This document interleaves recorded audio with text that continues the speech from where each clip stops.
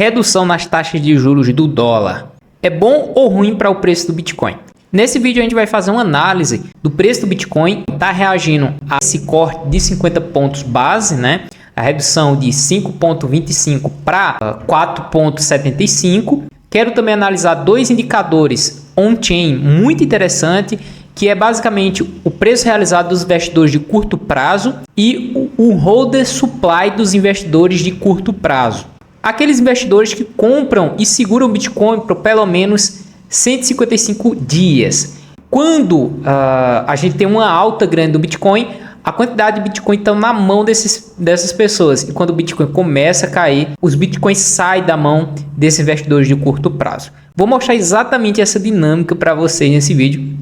Então esses dois indicadores são muito importantes e eu vou continuar analisando eles para vocês. Vou também fazer uma análise de psicologia de mercado em cima do preço do Bitcoin e as ondas de Elliott, porque a gente está caminhando sem dúvida nenhuma para a onda 5. Sobre essa redução na taxa de juros, o vídeo anterior eu falei exatamente comparando o preço do Bitcoin com a dinâmica de aumento e redução na taxa de juros do governo americano.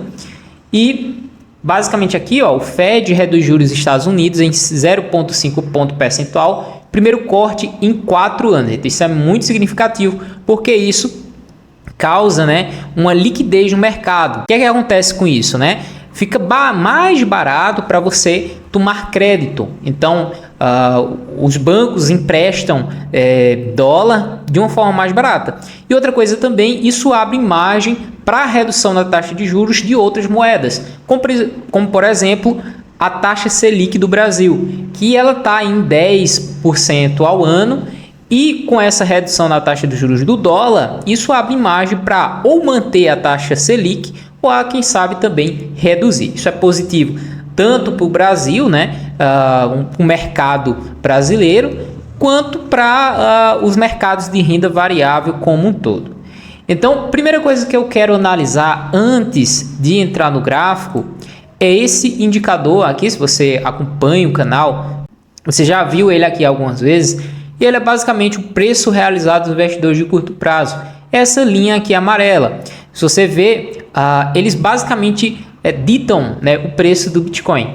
E ele basicamente segue uma média interessante. Já mostro isso aqui no gráfico para a gente comparar. Sempre que o preço está acima, né, dessa média de preço realizado dos investidores de curto prazo, o preço tende a subir e subir com força. Quando ele o preço está abaixo desse preço realizado, o preço tende a ter esse valor como resistência.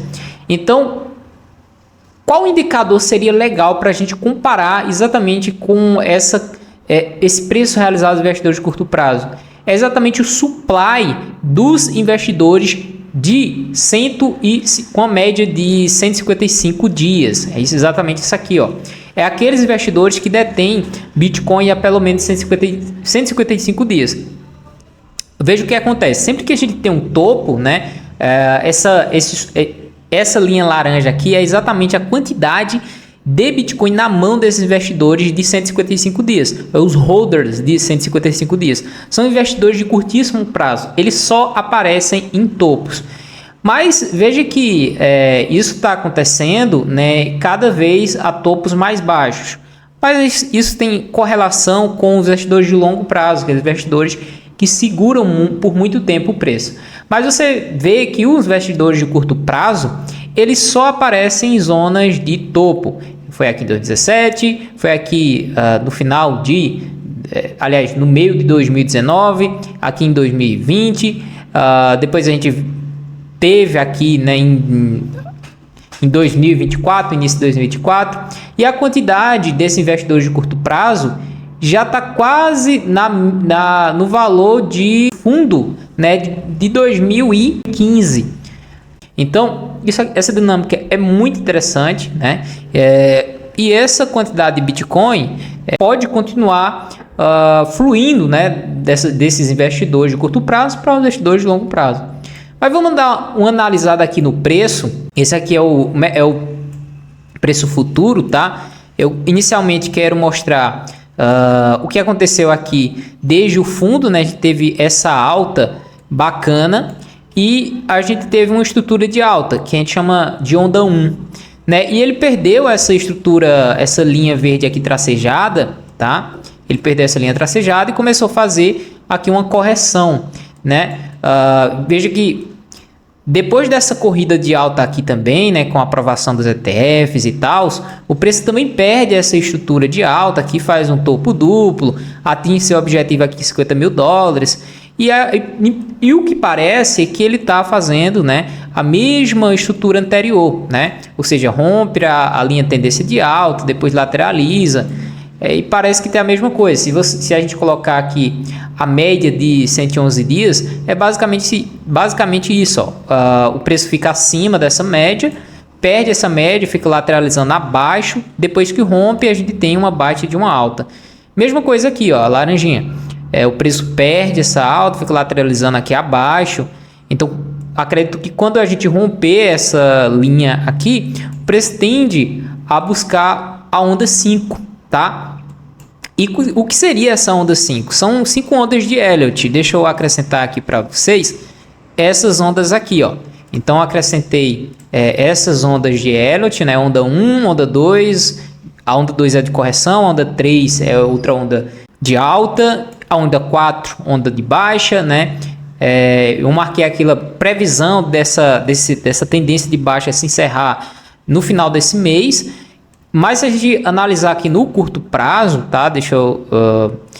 O que me parece é que isso daqui parece uma bandeira de baixa, né? Veja, toda vez que o Bitcoin ele faz uma alta, né, depois ele tem uma baita de uma correção em seguida, olha. Alta, correção, olha. Alta, uma baita de correção. Alta, correção. Alta, parece que pode vir uma correção aqui. O interessante que está acontecendo aqui é que os fundos, né, a pressão de venda, ela está começando a ser contida nesse momento, que eu falei no vídeo que eu falei sobre setembro negativo. Esse mês de setembro, a força vendedora, ela precisa ser contida para, a partir de outubro, a gente ver uma possível corrida de alta, né? Então, isso aqui é positivo, né? E a gente está vendo basicamente uma correção, e quando a gente tem uma alta de preço, basicamente é uma correção da baixa, né? O mercado cai em ondas. Então, você tem uma queda, depois uma reação da baixa, depois outra queda, uma reação da baixa, e assim segue o jogo. Então, a gente segue nessa linha. Deixa eu tirar isso daqui para a gente analisar a psicologia do mercado, né? Venho analisando isso aqui para vocês há um bom tempo. Se você acompanha o canal, você viu basicamente isso, ó. A gente tem uma euforia, né? Medo, capitalização, pânico, desespero, né? Total. Aí o Bitcoin pega e começa a voltar a subir. Mesma coisa assim, ó. Desculpe. Né? Euforia, não sei o que, vou ficar rico, etc. Aí começa ansiedade, medo, pânico, desespero, capitulação. E veja que cabe exatamente isso aqui, olha. Quando os investidores de curto prazo chegam no Bitcoin, a gente está numa euforia enorme.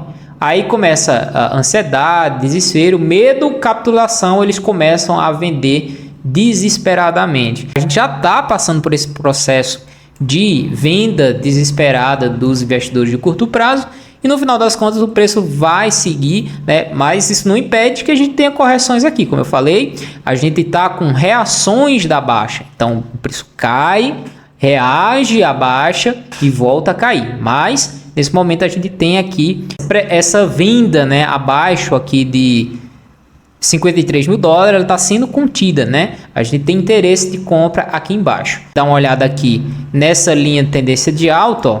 A gente tem aqui essa linha de tendência de alta. Quando a gente partir para a onda 5, deixa eu tirar essas linhas. Aqui vou botar aqui as ondas de Elliott. O que eu espero, né, que essa onda 5, ela até ultrapasse $100 mil, tá? Porque muita gente vai vender aqui em $100 mil, inclusive vai ter muito short. E para liquidar, essas pessoas vão apostar em baixa, o preço pode até, quem sabe, dobrar de preço, né? Liquidando essas pessoas alavancadas. Então, tem uma euforia final aqui, né? Aquela bolha das meme coins, altcoins, etc. E o preço começa aqui a corrigir, né? Aqui na ABC, ou faz sei lá, um topo duplo, etc. Mas a gente tem que ficar de olho aqui também na redução da taxa de juros, né? Então, enquanto o preço estiver nessa linha de tendência de alta aqui, ó, nessa linha verde, tudo ok, né? É exatamente essa linha daqui, olha.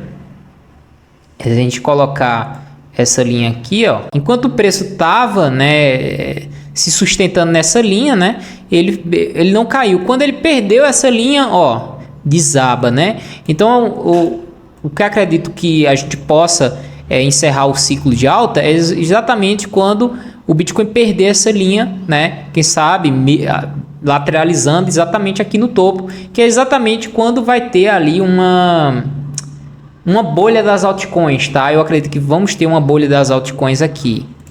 Uma bolha aqui, todo mundo vai comprar altcoins desesperado, como o Bitcoin vai morrer, o Ethereum vai flipar o Bitcoin, é aquela euforia danada aqui. E a partir daqui a gente vai ter exatamente a baita de uma correção da baixa. Se a gente analisar aqui até a dominância do Bitcoin, a dominância do Bitcoin ela segue subindo muito forte, né? Muito forte, não existe nenhum padrão gráfico aqui que sinaliza tipo um topo duplo, um ombro cabeça ombro, não existe absolutamente nada, mas quando o preço ultrapassar a dominância ultrapassar os 60%, pode ser que ele continue subindo ou comece a fazer aqui uma figura gráfica, né? O Bitcoin continua subindo, as altcoins vão subir junto também, Bitcoin, talvez algumas suba até mais, mas a partir daí, quem sabe, aí sim vai ter um golpe season, né? Aquela que a galera gosta de chamar de altcoin season, né?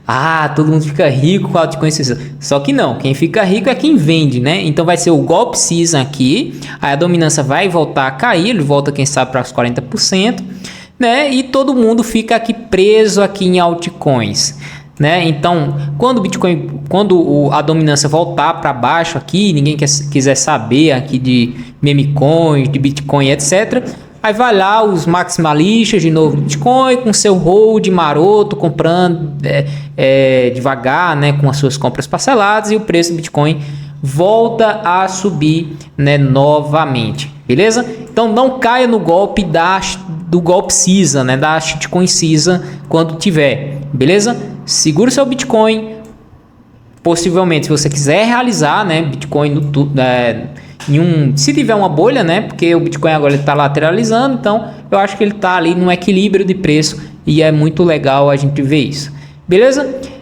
A gente também vai ter redução na taxa de juros do Brasil, que é a taxa Selic. Isso pode também trazer ali volatilidade entre o real e o dólar também, principalmente. Trazer, né, parte desse capital que está na renda fixa para a renda variável. Se você gostou desse vídeo, deixa aí o seu like. Forte abraço. Vejo você no próximo.